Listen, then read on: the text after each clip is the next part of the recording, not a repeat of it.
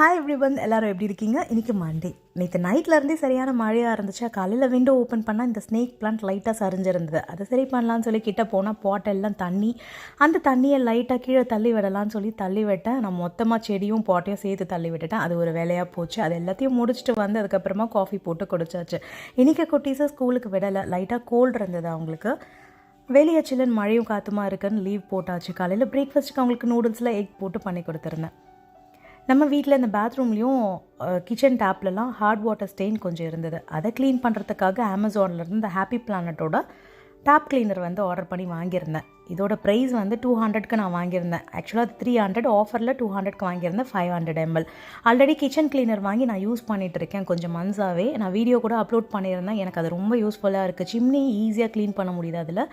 அதே மாதிரி தான் இதோட இந்த டேப் கிளீனரையும் வந்து ஒரு ஸ்ப்ரே பண்ணிவிட்டு 1 minute அப்படியே விட்டுட்டு அதுக்கப்புறமா வாட்டர் வாஷ் பண்ணால் நல்லாவே க்ளீன் ஆகிடுச்சு சூப்பராக. நீங்கள் கூட வேணும்னா வாங்கி யூஸ் பண்ணி பாருங்கள்.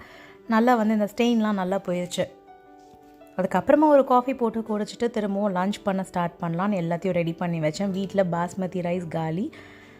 அதை ஆர்டர் பண்ணால் 25 minutes ஆகும்னு போட்டிருந்தது வர்றதுக்கு. அதனால் அதுக்குள்ளே லஞ்சே பண்ணி முடிச்சிடலான்னு சொல்லி சாப்பாட்டு அரிசிலேயே ரெடி பண்ணிட்டேன். எண்ணெயில் ஹோல் ஸ்பைசஸ்லாம் போட்டுட்டு எப்பவும் போல் முந்திரி பருப்பு, அதுக்கப்புறம் வெங்காயம், பச்சை மிளகாய், இஞ்சி பூண்டு பேஸ்ட், மல்லி இலை, புதினா இலை, எல்லா வெஜிடபிள்ஸ் எல்லாமே ரொம்பலாம் வதக்கலை. கொஞ்சம் சோம்பேறித்தனமாக சமைச்சதுனால குயிக்காக பண்ணியாச்சு. எல்லாத்தையும் சேர்த்து ஒரு வதக்கிட்டு அதுக்கப்புறமா வந்து மசாலாலாம் ஆட் பண்ணேன். இன்றைக்கி எல்லா மசாலாவும் ஆட் பண்ணியாச்சு.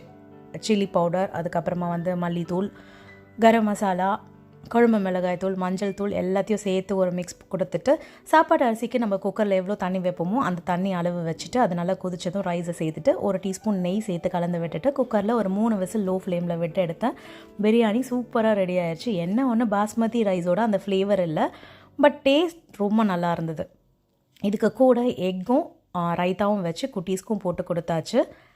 அத்தை வீட்டிலேருந்து கொஞ்சம் இந்த மட்டன் கோஃப்டா கறி கொடுத்துருந்தாங்க. அதையும் வச்சு சூப்பராக லஞ்ச் வந்து முடிச்சிட்டோம்.